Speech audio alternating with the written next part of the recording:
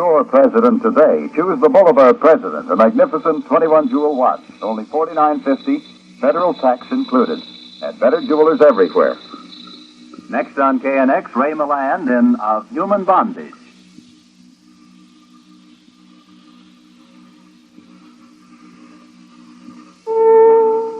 Herewith, the story of a man who loved too much too soon, and a woman who loved too little too late. Ladies and gentlemen, tonight we bring you Mr. Ray Milland with Miss Joan Loring in Of Human Bondage by W. Somerset Maugham. This is the Ford Theater.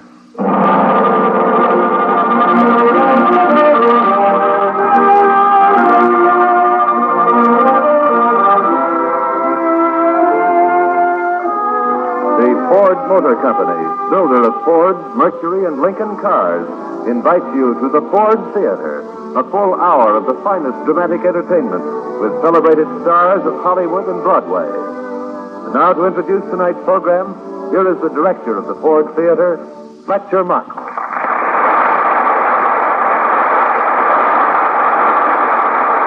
Tonight, our play is derived from one of the truly great novels of the 20th century. Somerset Maugham's memorable work is a careful and candid study of man and woman in conflict, of desperation in the heart, of loneliness and need, of human bondage. It is the story of Philip Carey, who wanted escape, and of Mildred, who would not permit escape. From their first meeting in a London tea shop, their lives were locked together in the helpless clutch of human passion, and as you will hear, their escape was costly. Tonight, to play Philip, we have with us in the Ford Theater one of Hollywood's most deserving winners of the Academy Award, Mr. Ray Milland. And with Mr. Milland, in the role of Mildred, you'll be hearing a young actress with a more than promising present and I think a very wonderful future, Miss Joan Loring. Also, there's Hedley Rennie as Griffiths and Susan Douglas as Sally.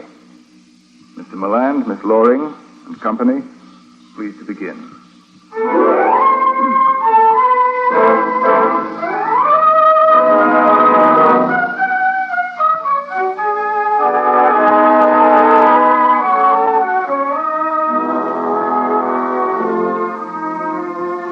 For the fourth time in my life, I was beginning it all over again.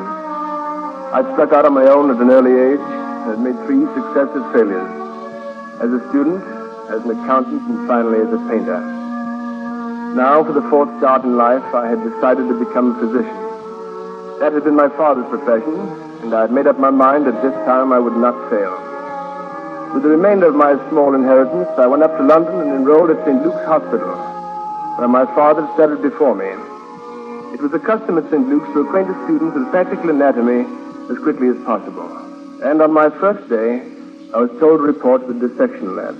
I say there, what do you think you're doing with that specimen? Why, isn't this number 4? 4 is across the aisle, chum. Oh, then I must have made a mistake. The numbering is rather confusing. Oh, so it is. Who's your partner? Well, they didn't tell me I was to have a partner. Everyone has a partner this term, shortage of specimens. Well, I was told to use number 4. Well, 4 is Dunsford. Oh, Dunsford. Yes, what is it, Griffith? Here's your partner. He's been in the wrong place. So, I didn't think I'd have the luck to get such a delicious dissection job all to myself. You fellows certainly are in luck. I say, what's your name? Carey, Philip Carey. I'm Griffith, and this, of course, is Dunsford. Hello. Well, I'm glad to know you both. Why do you say that Dunsford and I are in luck? Because you've got the best specimen to work with. Absolutely delicious. It's a leg. And not only is it a leg, but it's Tilipes equinus. That's a horsefoot, a clubfoot. They're very rare. Yes, now that you mention it, it is a little like a horse's hoof. I don't see any reason to joke about it. Oh, come, Carey, you'll have to get used to this sort of talk. I still don't see any point in joking about a club foot. It's not funny. Oh, no, nobody said it was. Nothing to get your back up about. A person can't help it if he has a club foot. Oh, good Lord, listen to this fellow, Dunsford. You'd think he had a club foot himself the way... Oh, I say, I'm terribly sorry, Carey. I hadn't noticed. I'm dreadfully sorry. I don't want your apologies. Keep them to yourself. Yes, of course. Well, now, if you gentlemen will excuse me, I'd better get to work. Come on, Carey. You and I have a bit of work to do, too. I don't think I feel much like it. Tell you the truth, I don't feel like working myself. Let's get a cup of tea. Don't care for any, thank you. Oh, come, Carey. I know the most marvelous tea room. What's more, there's a waitress there. You should see her, one of those real beauties. Tell you what, I'll treat you to tea just so you can see this enchanting girl. Oh? I'm quite madly in love with her myself, And I'll wager that you'll be madly in love with her, too, the minute you see her. All right, Dunsford, I'd like very much to have tea with you. But don't expect me to fall in love with this woman. I promise you I'll do nothing of the sort, not even to please you.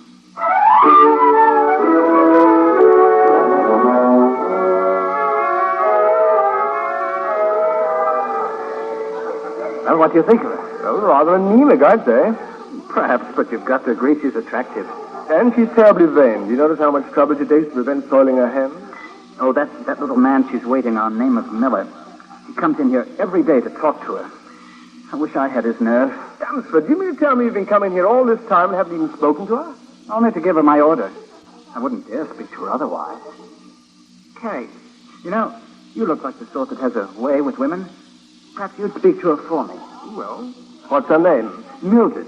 That's what the other waitresses call her. Mildred? Yes. What an odious name. I rather like it. Well, I must confess I'm in love with her. Well, perhaps you'd come over this way. I'll speak to her for you. No, not today. I have an engagement in 10 minutes, pretty. Oh, and look here, Carrie.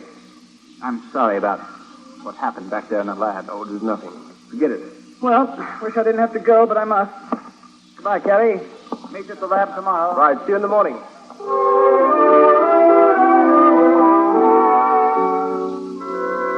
I was not attracted to Dunsford's waitress and couldn't understand what he saw in her. Her complexion made her look as though she were made of china, and she had an extraordinary amount of hair, blonde and curled. Having nothing else to do, I began to sketch her picture, thinking I'd present it to Dunsford. I'd almost completed it, and I felt someone standing at my elbow. What happened to your friend? I beg your pardon? Your friend, the one who was there with you. Very handsome, isn't he? Well, I suppose so. What happened to your friend? Who might that be? The one you were talking to, the commercial gentleman. You're being very cheeky now, aren't you? I didn't mean to be. Aren't you a student? Yes, St. Luke's. I heard you fellas spend all your time over there cutting up people. Is that right? I suppose so. What's that you got there? Oh, just a scrap of paper. You do ask a lot of questions. Drawing a picture, aren't you? Well, it's a sketch of you. I was making it for my friend. You know, he's rather fond of you. I can't be bothered with this kind. He's only a student. No, and what's wrong with students? How long before a student gets to be a doctor? 5 or 6 years. And how much money does a doctor make? Very little at first. Which is why I never bother with students. Oh, that picture of me. You could make your friend another one, couldn't you? I suppose so. And you could give this one to me, couldn't you? But it's not very good. Well, I like it. I don't think I haven't got pictures of myself. I have dozens of pictures. But I rather like this one. Well, you may have it. You know, you're not a bad sort at all. I say, I wonder if you'd do me a favor. Would you dine with me one night and then go to the theater? I'll get a couple of stalls. I don't mind. You don't sound very enthusiastic. Oh, lots of men take me to the theatre. Oh. There's one thing you ought to get into your head right away. I'm a good, respectable girl, and just because I go to the theatre with you, that doesn't give you any rights with me. Not for kissing nor anything. Well, that suits me. If you were a real gentleman, you'd invite me to sit down. May I? I'd be delighted. That's what I thought you'd be. A real gentleman.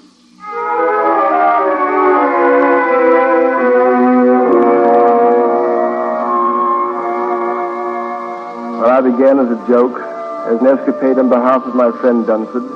Soon became something quite different. It became a trap. The more I saw of Mildred, the more I disliked her.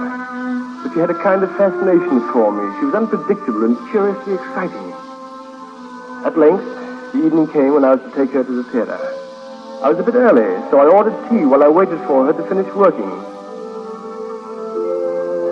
Well, they do say the early bird always gets the worm. That's what they say. You know, Mildred, I suspect you must like every cliché in the English language. Is that nice or is it insulting? It's a compliment. Oh, You don't have any customers. Why don't you sit down? don't mind if I do. What's happened to your friend with the moustache? I haven't seen him here lately. Are you trying to find out something? And if I were? Wouldn't make any difference to me. Mr. Miller, that's his name. He's gone back to Birmingham. He's in business there. Oh? Is he in love with you? I expect so. And the thing is, what's it got to do with you? Strikes me you don't have much to do with your time always hanging around here. The other waitresses say you're spoony on me. I'm sorry if it seems that way. Oh, it doesn't, not to me. Mostly you act like you didn't really like me. Like you were better than me. Well, I'll let you know I don't have to work for a living like the other girls. I work for something to do. Well, don't you think it's about time we left for the dinner? Otherwise, we'll miss the theater. Oh, yes, the theatre. I am so sorry. I forgot to tell you, kept you waiting all this time when you might have been making other plans. Forgot to tell me what? I can't go to the theatre with you. But why? It's my aunt. She's taken it. I live with her, you know. But you can't be left alone now, can she? Very well. I'll see you home. But you've got the tickets. You mustn't waste them. I'm not interested in going to the theater without you. I'll see you to your aunt. Oh, you can't see me, Anne. I won't let you. That's what I thought. You've made arrangements to go out with someone else. I don't know what you're talking about. You're just as selfish as all the rest. And is thinking of yourself.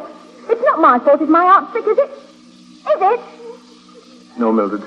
It's not your fault.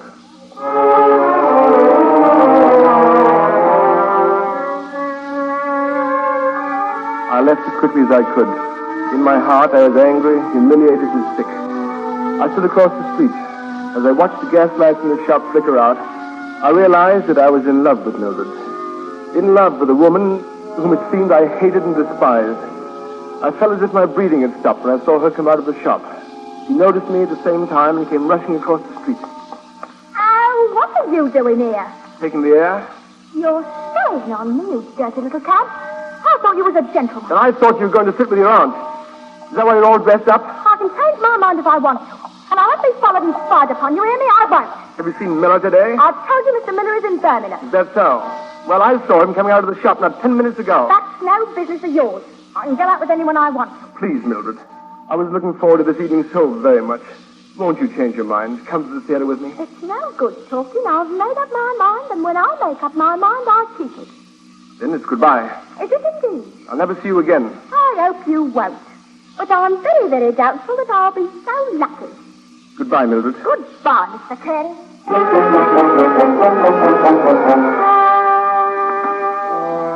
I made good my resolution never to see Mildred again for exactly 4 weeks.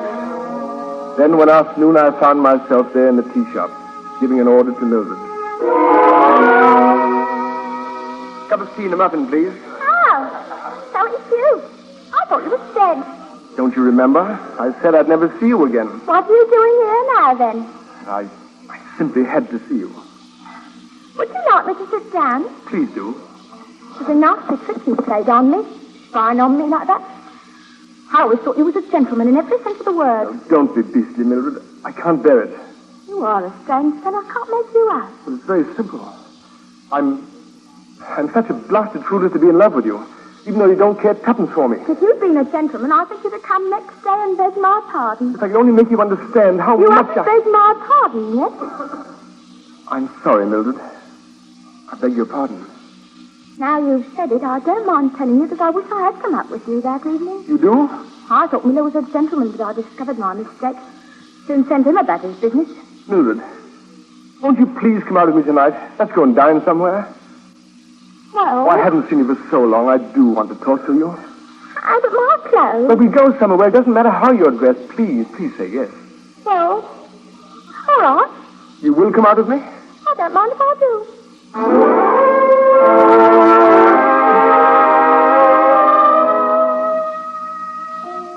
The weeks passed into months, and I was completely absorbed with Mildred. By that time, I was doing very little work at St. Luke's.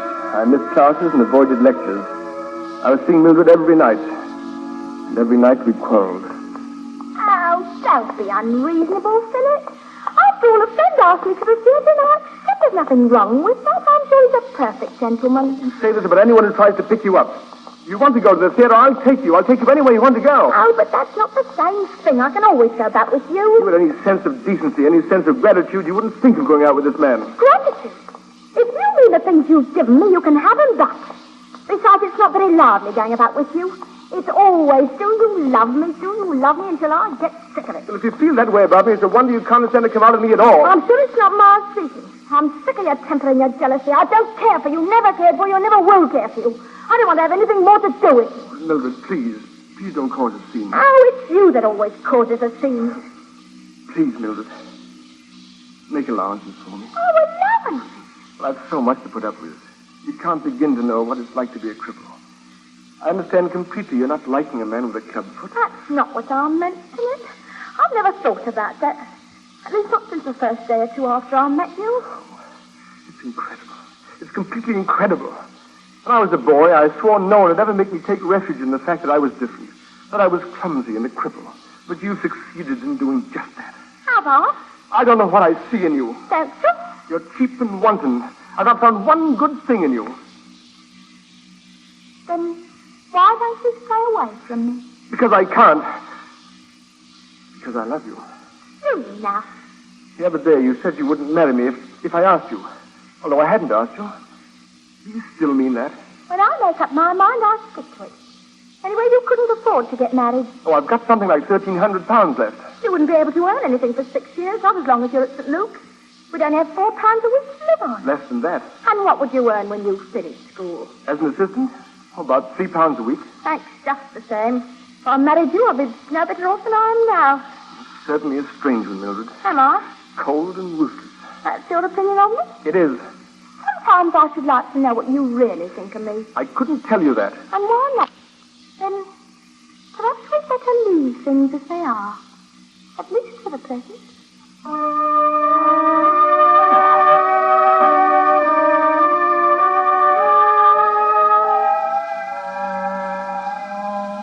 The winter term had ended at St. Luke's, and unless I buckled down immediately, I was doomed to fail in my examinations at the end of spring, ending my hopes for a medical career.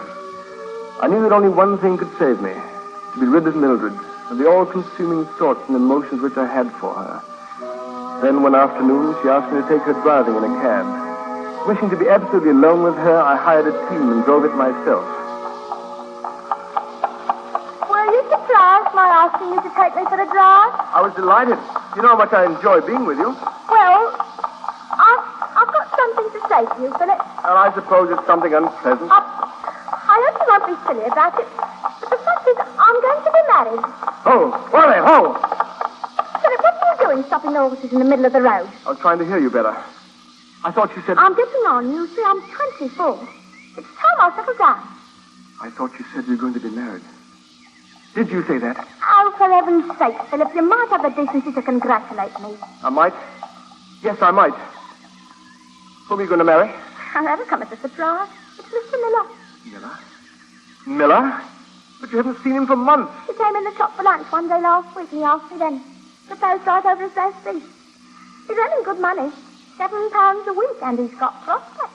I suppose this was inevitable. You were bound to accept the highest bidder. When are you going to be married? Saturday next. As soon as that? I've already given my notice at the shop.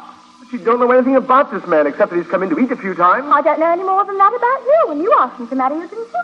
I'd rather forget that I ever did. You mean you'd rather forget that I turned you down? Let's not start that again. Wasn't me that began it. Oh, very well. We're going to be married at the registry office. Emil, that's Mr. Miller. He prefers it that way. I was so flattered that you asked me to take you for a drive. I should have known something was up. Well, I'll take you for a ride you'll never forget. Get up there. I'll take you a real drive. This will be your wedding gift from me. Get up there. Get up. I'll give you a ride you won't soon forget. No, no! Get up. Go on, get up.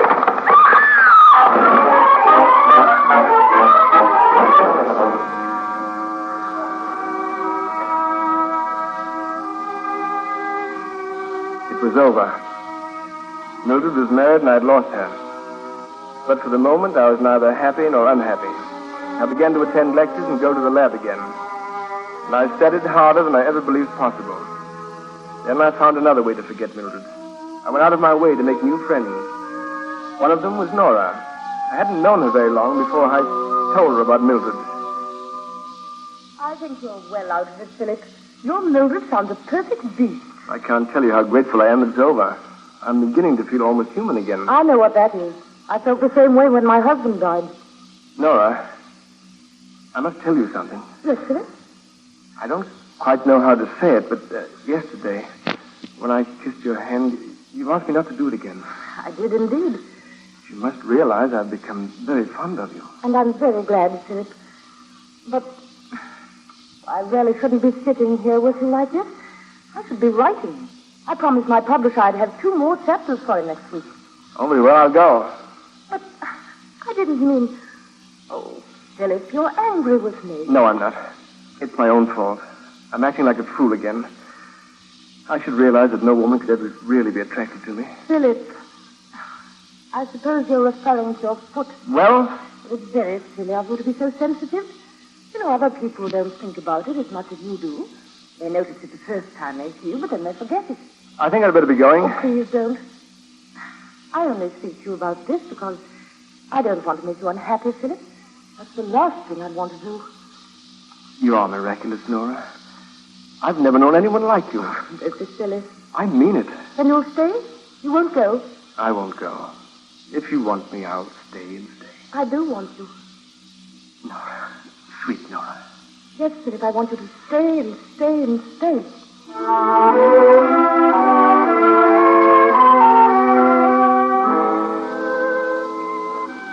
I was happy with Nora.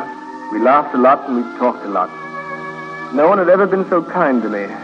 London that winter was a city of sunshine. Each new day was bright as promise. I even studied hard enough to pass my examination at St. Luke's. Life seemed wonderful until one morning. Mr. Carey, it's time for you to be up. Mr. Carey, are you there? Yes, I'm here. Oh, Mr. Carey, you'll have to excuse my coming in this way, but you didn't answer, and I thought to All right. I'm not feeling very well. Perhaps if I had some tea. You do look awful, if you'll excuse my saying so. I think I'd better go get someone. Perhaps Mr. Griffiths is at home. Oh, don't bother, please. I'll be all Oh, right. indeed, I will bother. Mr. Griffiths will know what to do. Mr. Griffiths, are you up there? Yes, what is it? It's Mr. Carey. I'm afraid he's took sick. Be right down.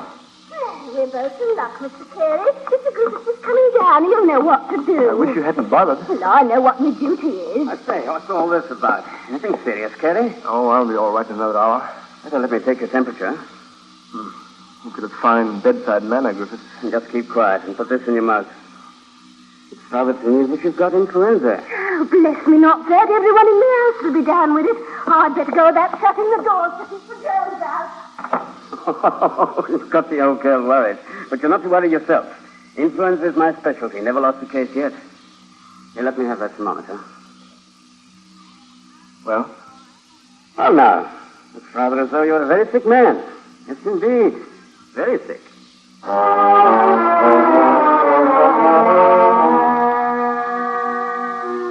I'd never really known Griffiths very well in the past, but in the days and nights which followed, he never left my side.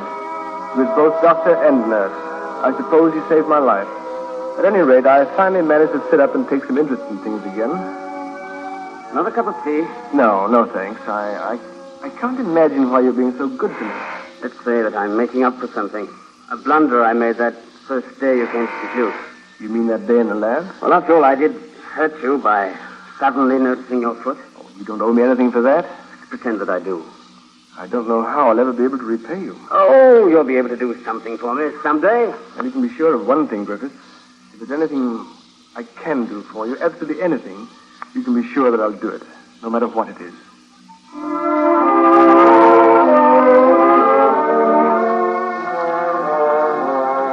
I'd never have said those words if I'd known how soon I'd have to repay Griffiths, and in what a curious fashion.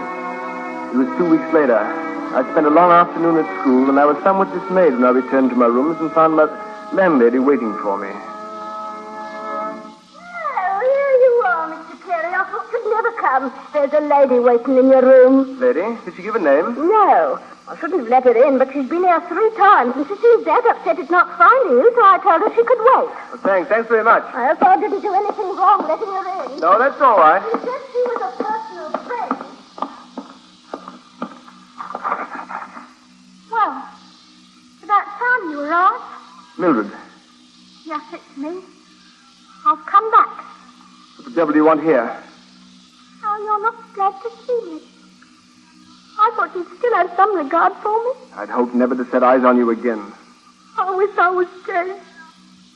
Anything would be better than to have you see me like this, all miserable and humble.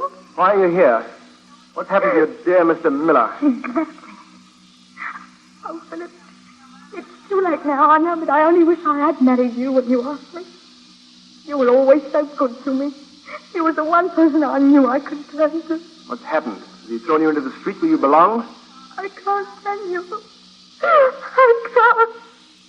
All right, don't tell me. I don't know why you have this power over me, but looking at you now, I do feel sorry for you. It was awful cruel to me, you know what?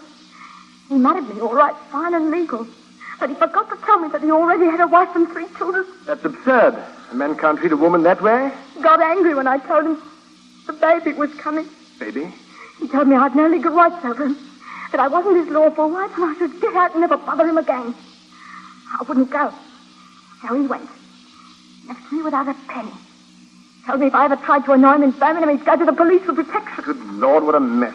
I wouldn't go back to him now if he was to come to me on his knees. I was a fool ever to mix up with him, that's what I was. And the lies he told me, Philip. He wasn't making after money. He said he was, not by half. Then you'll have to go back to your aunt. No. My aunt's dead. I've no one in the world to turn to but you, Philip. I thought I was done with you.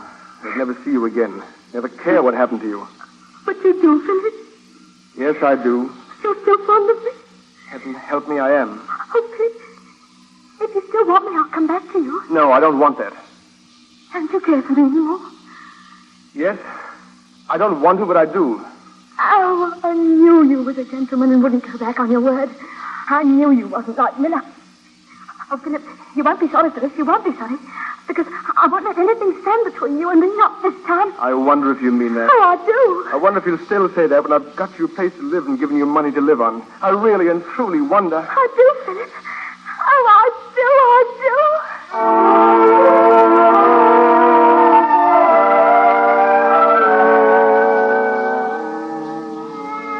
Weeks passed as in a dream. After I found Mildred a place to live, I arranged for her confinement since she expected the baby in a few months. I became so absorbed in doing things for Mildred that I forgot someone else. I forgot Nora. It was inevitable that we should meet again. It happened when I had stopped at the small shop to buy some grapes for Mildred. These are the very best grapes we have, Mr. Carey. Been a good year for grapes, and these are really exceptional. They look excellent. I'll take 2 pounds. Will there be anything else, Mr. Carey? No, just the grapes, thank you. Philip, what a surprise. Why, Nora. Hello. It's been ages since you dropped in to see me. Are you angry at us or something? Certainly not. I've been terribly busy. You mustn't overwork yourself. I do wish you'd come to see me any afternoon. I'm afraid I won't be able to see you for some time. Some time, Philip. I think we might as well be truthful, Nora. The whole thing is over, you and me. You're not interested in me anymore? I'm afraid that's it. I'm awfully sorry if it hurts you, but it's not my fault that I don't love you. You never misled me on that score, Philip. It seems as if it's always like this. One who loves and one who lets himself be loved. It's not someone else. Don't be silly. Well, in that case, I shan't feel too bad. Here's your grapes, Mr. Carey. Hold them careful and you won't crash them. I hope the missus enjoy them. But I'm afraid you're mistaken. I'm not married. Oh, I thought you was. You and that blonde lady you come in here with. But you're mistaken. Oh, beg pardon, sir. No harm meant. Oh, Well, I suppose you know. She's back. Mildred. After you told me how you despised But she's changed, Nora. She's terribly changed. She's much different now. I should have known as much. Well, I was good enough as long as Mildred wouldn't have you. But the minute she beckons to you... I hope you'll forgive me, Nora. I suppose I would if it meant anything. Hasn't it occurred to you that you're doing the same sort of thing to me that Mildred used to do to you? It has. And I'm very sorry. You've become a liar. Just as you said she was a liar. Well, I hope you're happy with your Mildred. You'd better enjoy that happiness. Live it to the full. Because I don't think it'll last very long. Now, if you don't mind, I must be going. Nora. Good day, Mr. Carey.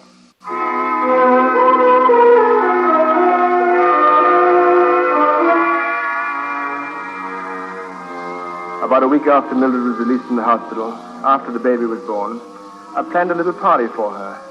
It couldn't be anything too exhausting, so because I felt a debt to Griffiths, I arranged a dinner for the 3 of us and bought stalls to the theater. We were all in exceedingly high spirits, all chattering at once. Oh, Philip, your body's marvelous. It's just as I needed. A little wine and a little music. And the sweet laughter of a beautiful woman. Oh, now you're just saying that to be pleasant. I'm not. I protest that I'm serious and correct. Aren't I, President? Yes, you're correct. No doubt of that. And serious, too. I've never seen anyone as beautiful as Mildred. Oh, you must stop that, Mr. Griffiths. You make Philip jealous. Philip knows I'm his friend. My appreciation of you is only part of my appreciation of You him. both prattle so. It's just as if I wasn't present at all. That's because you have no small talk, Philip. But I really must study up on it. small talk. Oh, good Lord, Philip, you have to throw cold water on everything. This little party, too. To think of Mr. Griffiths finds me attractive is no reason I to... say, there's an old friend of mine just came in. Charming girl. I'll go over and say hello to her. Perhaps by the time I get back, the party will be on full blast again. I'll see you in a moment. There now. You've offended him with your sarcasm. I don't care. Let him be offended if he wants. He's your friend, not mine. I was beginning to wonder about that. You act as though you thought I was flirting with him. Oh, Mildred. Must we have these continuous arguments? I only behave like this because I'm jealous. I'm sorry, but I am. To tell the truth, I've had just about enough of it. I promise I won't act this way again. Now, you've promised it 100 times. I'm sick of all this and of you. Please, Mildred, don't raise your voice. People are looking. Let them look. Let them see me sitting here with a freak. I was a fool ever to come back to you. You can say that after all I've done. What have you done? Given me a place to live in and a few cheap clothes. And cheaper presents. Well, you can take them all back. All of them. Mildred. I should have left you the minute I saw how lower class you treat me. Well, thank heaven it's not too late. I'm leaving you right now. Right this minute. Please. Don't try to stop. I'll see your friend, Mr. Griffiths. Tell him that I was unexpectedly called away. Yes, and tell him that I'm madly in love with him. As for you, don't come running after me because it won't do you a bit of good. I'm through this time. I say, Philip, what's going on? Happened to Mildred. Look here, Griffiths. Don't take her away from me. What? She doesn't mean anything to you. She couldn't. You've got so many women friends. And Mildred's everything to me. I'm wretched with her and I'm wretched without her. But I need her, Griffiths. I need her. Oh, you're really in a bad way, aren't you? Well, don't worry about me. I don't give a tinker's cut for her. You mean that? I give you my word. I'd never cut in on a friend. Oh, Griffiths. I can't tell you how grateful I am. I'll never forget this. Oh, come along. Let's find Mildred and take her home. She's sure to be waiting for us. Somewhere outside. Of course she is. She must be.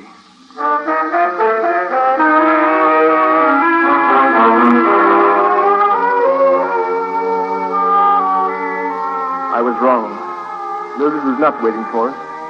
I didn't see her again for weeks. Yet I knew she'd come back. In spite of everything she'd said, I knew what her errand would be. And one evening, my door opened, and there she stood. Philip, I've come to ask a favor. How much money do you need? Well, there are some bills that I must pay. One of them must be for that new dress you're wearing. Where have you been? Don't you know? I thought you'd be spying on me. I know where you've been, all right. You've been spending your time with Griffiths. Then why did you ask me if you already knew? Mildred, you mustn't take Griffiths seriously. He's a very fickle fellow. I won't hear anything against Mr. Griffiths. He's told me he loves me.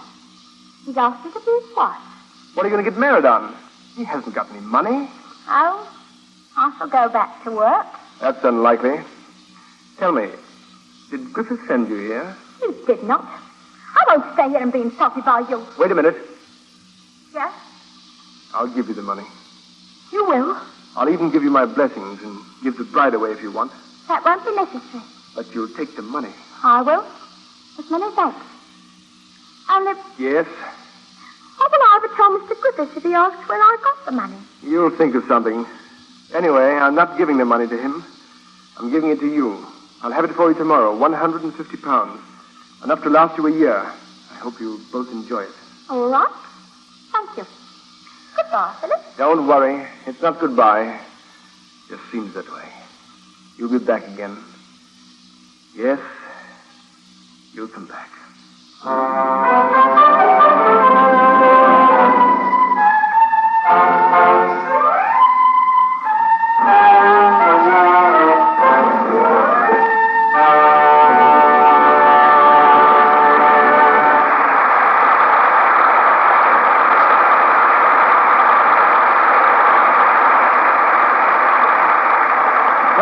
The first act of the Ford Theater production of Human Bondage, starring Ray Milland with Joan Loring. Now, Nelson Case. You have a surprise coming one of these days, a big and pleasant surprise. It's coming to you the first time you ride in the new 1949 Ford. You'll sit in comfort in the roomy interior, the engine will start purring, and you'll be on your way. You'll be gliding over the road, flowing around curves, soaring over hills, floating over the miles. The highway will be a magic ribbon beneath you, trees and towns will sweep by. Your longest journey will be easy. The road may be rough. But you will not realize it. You will ride in comfort in the 49 Ford. Yes, that's what you can expect from the new Ford Ride. Try it soon. You know how good the 1949 Ford looks? Ride in it, and you'll know how good it really is. The second act of the Ford Theater's version of W. Somerset Maugham's Of Human Bondage will be heard after a brief pause for station identification. This is CBS, the Columbia Broadcasting System. This is KNX Los Angeles, both AM and FM.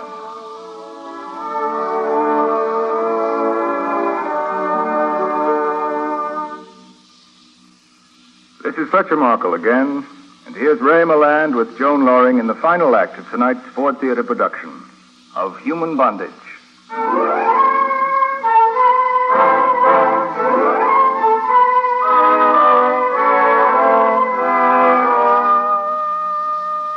In the year which followed, I discovered that I had at last found my true profession. I'd been born to be a doctor. All the disappointments of my life disappeared, and the success and happiness I now found in my studies. Part of my work was to help out in the clinic, and I especially liked this because it brought me into contact with every kind of people, most of them poor. And among the poorest was an itinerant journalist, one Thorpe Athelney. So, that's it, is it, Carey? I'm all done, finished? Yes, we can mark you off the books, Athelney. One case of yellow jaundice treated and cured. I'm very grateful to you. Now, I wonder if you'd do still a further medical chore for me. What's that? I've brought my daughter with me. There's something the matter with her eye. Will you take a look at it? Well, why not? Only I must warn you, I'm not an eye specialist. I have the greatest confidence in you. You have a real genius for medicine. Sally! Yes, Father? Sally, will you step in here? What is it? Athelney, is this your daughter? I didn't think you were so old. Don't flatter me. You have my age on your chart. I have an enormous family. 7, 8, 9, 10. I don't remember how many children. Sally's the eldest. You called me, Father. Sally, this is Mr. Carey. Or do I say Dr. Carey? How do you do, Sally? Your father's just awarded me a degree a year before my time. That's very like him, Mr. Carey. Father also speaks of you at home. He's led us to believe he's taught you all you know about medicine. One of my loathsome habits. Well, which eye is it that's troubling you, Sally? I don't think I understand. I believe it's her left eye. I'll open it all the way and let me take a look. Very blue, aren't they? They are indeed. Father, what nonsense is this? There's nothing wrong with my eye. Really? I thought something desperately was the matter. Lately you've been going about your eyes filled with tears all the time. I'm afraid my father's having a joke on both of us, Mr. Carey. He dearly loves to hoax. Would you mind taking a look at her teeth while you're at it, Carey? Excellent teeth, very strong. Father, would you mind telling me what this nonsense is all about? Well, you see, my dear, this is my last visit, and I've grown rather fond of Carey. I've wanted to invite him to our house, but our house is humble, our means are small. Having no other inducement by which to entice him to dinner, I thought I would bring my greatest treasure.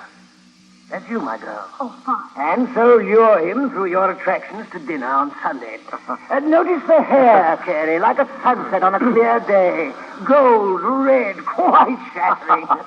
Never have I been so tempted, nor have I ever received so marvelous an invitation. Oh, Father, I've never been so humiliated. Exhibited like a horse. No, Sally, not like a horse, rather like a painting.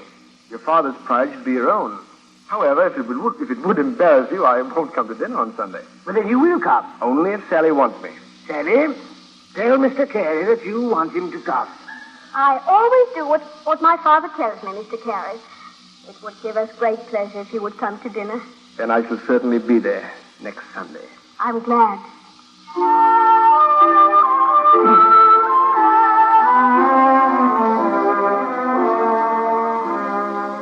Before long, I'd been adopted by the whole Athelney family, and they soon became my family. Each Sunday I went there to dinner, bringing presents for the small children and some special delicacies to the table. Those were happy days, restful, full of good talk and good companionship. Even then, I knew it was too good to last. One Sunday, I left their house and hurried to catch my bus. I turned the corner off the Strand, and there was Mildred.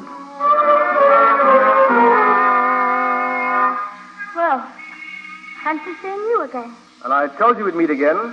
What are you doing here this time of night? None of your business. You look a frightful mess. You always took such pride in your clothes. But look at you now.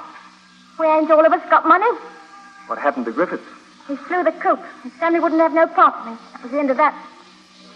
You said your £150 would last a year. Only lasted 6 months. How have you been living? Oh, things is hard, but I'll manage. How? None of your business. Why didn't you write me? Tell me what happened. After what I've done to you. I'd have helped you. Oh, say, you are a real gentleman. I don't suppose there's been anyone like you in the whole world. Here, I'll give you some money now. Go home. Take care of the baby. No need. Baby's dead. Oh, no. I hardly even seen her. She was in home. They wrote me. Said she was dead and buried. Better off, I can tell you. That's monstrous, Mildred. Simply monstrous. Philip, would you believe me if I said I was different now? That I've changed? No, I wouldn't believe you. For a whole year I've been thinking about you. That's nice. I've been thinking you was the only one that was good to me. The only one. You know what happened?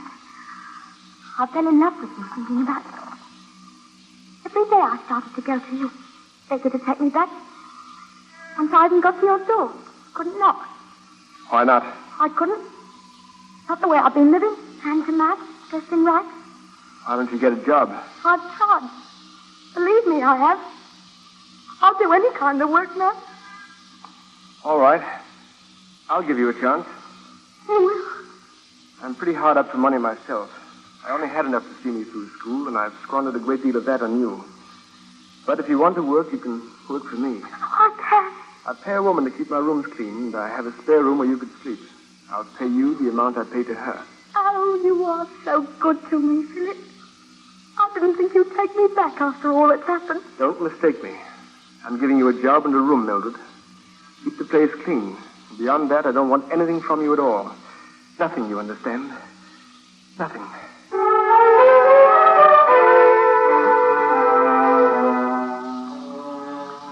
For weeks, my arrangements with Mildred worked to perfection. She cooked and cleaned and tried not to get underfoot. Being around her constantly, I soon learned that I no longer loved her, that my love had turned to pity. It was during these same weeks that I did a bit of gambling on the stock market with a few £100s I had left, and so lost the last of my inheritance. I'm terribly sorry that you're broke, Philip. I'll manage. Now that you've helped me back on my feet, I'll get a job.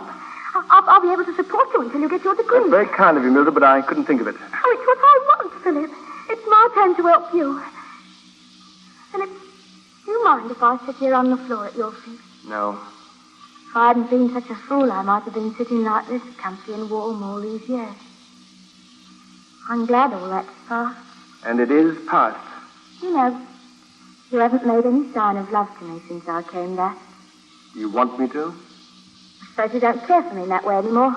I'm very fond of you. I've never cared for you as I do now, Philip. It's only since I came back that I've really learnt to love you. I used to love you, Mildred, and I thought I could make you love me, but I know now that was impossible. You don't really love me. I do. Oh, Philip, I do. And I should think that if you loved me, then you'd love me still. I should have thought so, too. I remember how I used to think it would last forever. I felt I'd rather die than be without you. I longed for the time when you'd be faded and wrinkled so that nobody would care for you anymore, and I'd have you all to myself. Philip, do you mind if I put my head here in your lap? If you must. Oh, all right, I won't. Why are you treating me so honest? Are you punishing me? Please, Mildred, don't clutch at my hand. It's so hard living in the same place. Hardly a civil word between us. We could be very much to each other now, Philip. It's too late, Mildred, much too late. I think you're shy. You don't know how to approach me anymore, but I know how to approach you. You've no idea how nice I can be. You disgust me. I disgust you? You disgust me. Then go away and leave me alone. I will go away. I certainly will. I wouldn't stay here now. I disgust you. Imagine. Stop repeating things like an idiot. And all the time I was only trying to be nice to you. I didn't really care for you, you freak. Mildred. Oh, you cripple. I never cared for you. It was all lies. You always thought.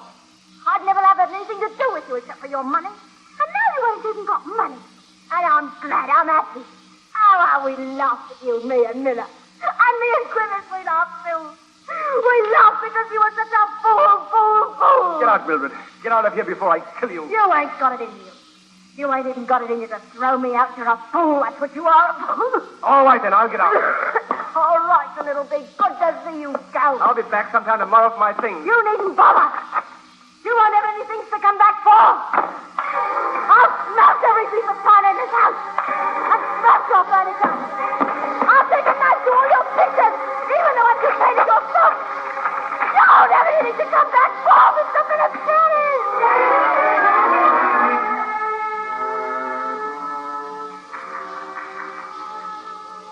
Mildred has brought me to complete ruin. I had no money, and so I was forced to leave the school. This meant that I'd made another failure. I lived from day to day on what I could borrow from the few friends I had left. And it was Thorpe Athelney who finally came to my rescue. Another cup of tea, Philip? Thank you, no. I'm glad you dropped past. We've been worried about you. Well, I'm worried, too. Sally's been frantic. She went to see your landlady to find out what had happened, but the old woman said you didn't live there anymore. You left no address. Where have you been sleeping? Nowhere. That's just what I thought. Your wife and I have been just as broke as you are. Why didn't you come here? I couldn't bring my troubles to you. Why don't you come to live with us? I couldn't. Why not? Stupid pride, I suppose. Come in. Why was the door shut? There's something going on in here. Yes, as a matter of fact, there is. Philip's going to come and live with us. Oh, Philip, how marvelous. But I didn't say I think I'd better go tell your mother. She'll want to make arrangements about a room for you. Philip, we've been terribly worried about you. I'm glad you're going to stay with us. I'm deeply grateful. I think Father's even got a job for you. He didn't say anything. Well, it's one thing at a time with Father. What kind of a job? I think it's a sort of floor walker in the shop where he works. It doesn't pay very much to begin with, Well, but... it'd probably pay more than I'm worth. Oh, you mustn't feel that way, Philip. Tell me, did you ever think you wanted to commit suicide? Philip! Well, I spent this whole week thinking about it. There's only been one thing that's prevented me. What was that? You? Pleases me that you thought of me. You're very sweet. Thank you. Sally, do you think a club foot is a handicap to a person? I suppose it is. Only it's just a different sort of handicap. The rest of us have other kinds. You know, I never thought of that. At least your handicap is honest, Philip. What would you say if I kissed you? I don't know what I'd say. Sally, if you're a true Athelney, and I think you are, you'd say I'd be very happy to be kissed by you, Mr. Cass. Father, have you been listening outside that door? Of course not. I was coming to tell you that it's almost dinner time. But I am now going to have dinner delayed 15 minutes, so you'll have time to answer Philip's question. Oh, isn't he impossible? I think he's wonderful. And don't try to change the subject. What would you say if I kissed you? You know perfectly well that I always do exactly as my father tells me. So I'll have to let you kiss me.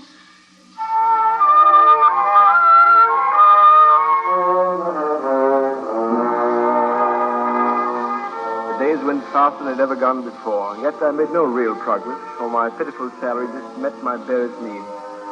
I'd long since given up all hope of ever returning to medicine. Then, as if it were the last hideous scene in the travesty I'd made of my life, Mildred sent for me.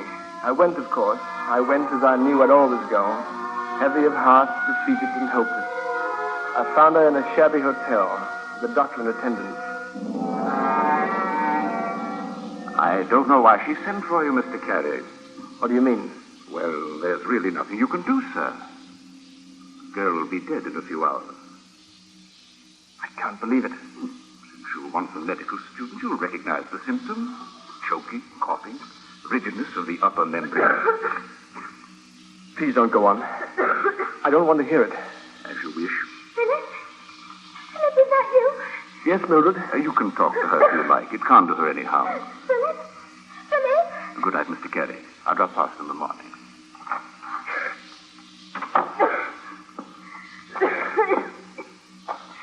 I'm terribly sorry things have come to this, Mildred.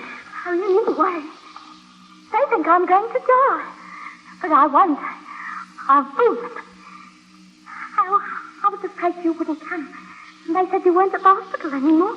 Did you graduate? No, I had to give it up 18 months ago. You are changeable. Don't seem as if you could stick to anything. I suppose not. I'm working in a shop now. I wish you were still a doctor so you could tell me what's wrong with me. Well, almost anyone could do that. You're very ill. Will I die the way they say? I won't believe it from them. But if you say it, I don't know what to say. then it's true. I am dying. I don't want to die, Philip. You can make it stop. You was always the one who could do anything. You can make this stop. Too late, Mildred. No. No, you could do it if you wanted to. Oh, you'd love to see me die. You always said... I wish to heaven that there was something I could do. Oh, I'm so afraid. I'm so afraid. Help me, Philip. There's nothing anyone can do. You want me to die. I knew I couldn't depend on you. I was a fool to ask you to come and help me. Mildred, please. Well, just to spite you, I won't die. I'll live. And I'll get young and pretty again, and I'll break your heart just like I used to. I'll show you that I don't need you. You ain't nothing but a crippled fool. You always was and always will be. Now get out of here. Now get out. Let me get you some water. I don't want anything from you. Just get out and leave me be. When can you see me again? Walking along Piccadilly all dressed up pretty and young. You'll be sorry you didn't help me. Now get out, get out. I don't want to see you again, you cripple. Goodbye, Mildred.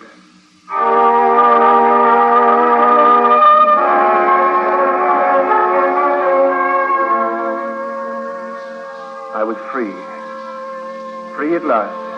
Mildred was dying, and I was sorry. But at the same time, I knew her death would release me from my bondage. Somehow, I made my way home without even knowing where I was going.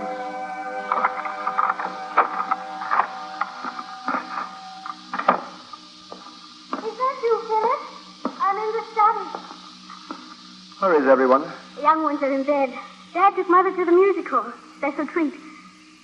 Philip, is there anything wrong? What? You look quite ill. No, I'm fine. Oh, here. Sit by the fire. Thank you. What are you doing, sitting up so late? I waited for you. When you went out, you seemed worried. Thank you for waiting for me.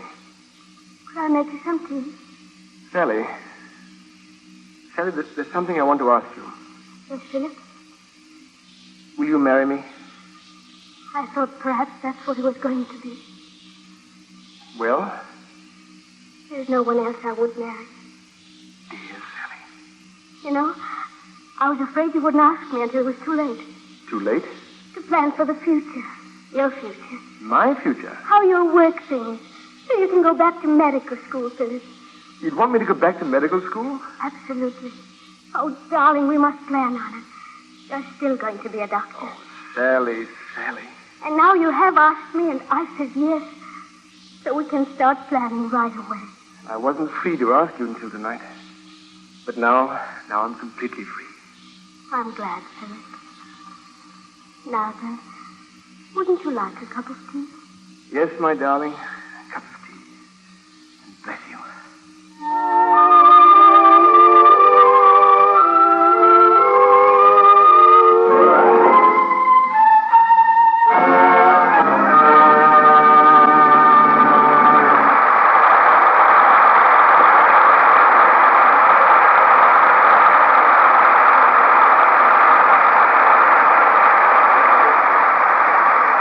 From the Ford Theater on Broadway, you've just heard Ray Milland with Joan Loring in Of Human Bondage by W. Somerset Maugham. Tonight's version for listening was prepared by Elwood C. Hoffman. The original musical score was under the direction of Cy Feuer. The Ford Theater, a full hour of dramatic entertainment, is brought to you every Friday by the Ford Motor Company, builder of Ford, Mercury, and Lincoln cars, Ford trucks, farm tractors, and industrial engines. Now again, Fletcher Marshall. May a director identify the principals in our cast tonight. In the foreground, Philip Carey was played, of course, by Mr. Milland, soon to be seen starring in the forthcoming Paramount production, The Sealed Verdict. Mildred? Was played by Miss Joan Loring. Griffith? Was Hedley Rennie? Sally. Was Susan Douglas? Nora. Was Rita Vale? Dunford. Was Jack Manning? Anthony. Was played by Robert Dryden. Actively assisting were Miriam Wolfe, Neil Fitzgerald, and Gregory Morton. Now it's to next week on the Ford Theater. Next week, we bring you one of the most enchanting stars of Hollywood and Broadway, Miss Dorothy McGuire. In a tender comedy about a young lady whose family sent her to New York in search of a husband, everyone tried to marry her to the most eligible young man about Manhattan, but this young lady had some very positive ideas of her own. Next week, Miss Dorothy McGuire in The Damask Cheek by John Van Druten and Lloyd Morris. And 2 weeks from tonight, the Ford Theater is proud to bring you the First Lady of the international world of motion pictures, Miss Ingrid Bergman, in the title role of Alexander Dumas' great romance, Camille. Now, here are a few words of interest from Nelson Case. Tonight, the political campaign is at its height. All over the nation, candidates are giving their big speeches, making their final appeal for the votes which will be cast next Tuesday, November 2nd. That's when the winners in city, county, state, and national elections will be decided.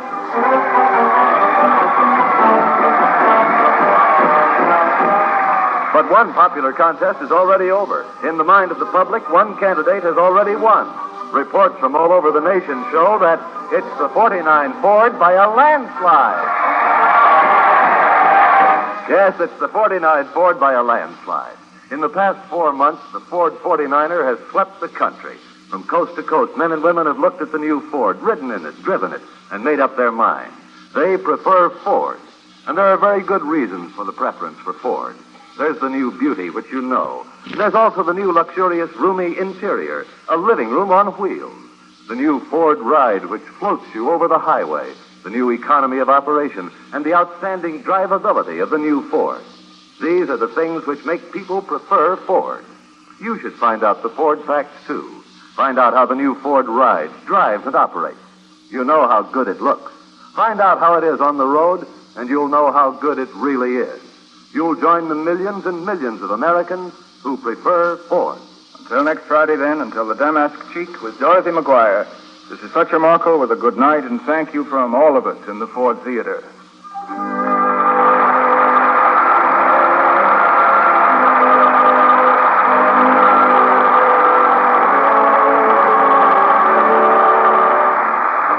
Human Bondage was presented through the courtesy of Warner Brothers, producers of June Bride, starring Betty Davis and Robert Montgomery.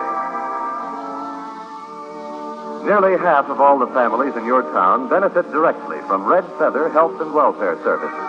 Nearly half, and the rest benefit from better community conditions. You benefit from Red Feather Services. You, your family, and your neighbors. And the Red Feather Services, which range from baby clinics to traveler's aid, are supported by the Community Chest. Your local community chest is now conducting its annual drive for fun. Send your donation now. Remember, everybody benefits, everybody gives. Give to the community chest and give enough.